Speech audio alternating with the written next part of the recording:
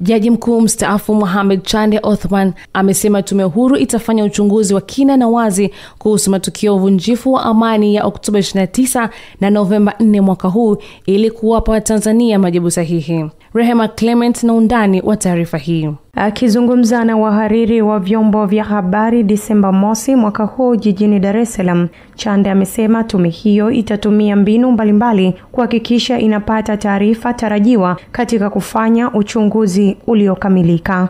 Watanzania wenzetu wanataka nini kutoka kwenye tume kama hii? Kwa sababu kabla tujaanza kazi na sisi pia tumejiangalia wenzetu wanataka nini. Watanzania wenzetu kwanza wanataka uchunguzi kamilifu, usifanyike nusu, uchunguzi kamilifu. La pili, wanataka tuwe wawazi kwenye kazi. Tatu, kama tuchukue ushahidi ambao utatumika, sio tuchukue ushahidi ambao hauwezi kutumika. Kwa hiyo sisi ndio tunasema kwenye mambo mengine itabidi tuchukue ushahidi chini ya kiapo, lakini wengine inategemea itakuwa kwa taarifa.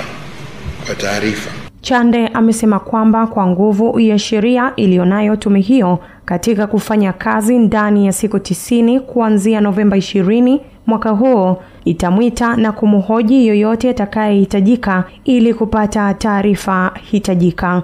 Uwazi, tunasema mikutano yetu mingine yatafanyika kwenye hadhara, lakini nyingine kwa sababu nyingine itabidi tuende kwenye faraha. Tutakwenda kwenye faraha kwenye mazingira maalum kulinda kwa mfano haki za mtu.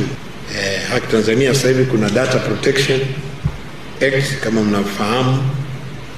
Labda yule mtu tunaogopa anaweza kudhuriwa akishirikiana na sisi na kadhalika. Kwa hiyo tuwekea parameters zile, lakini Watanzania wanataka tuchunguze kwa kina, tuchunguze kwa utaalamu, kwa kutumia data na kadhalika. Kwa hiyo nadhani hayo matakwa sisi tumeyaona na ndio atakayotuongoza katika kujibu hadidu za rejea.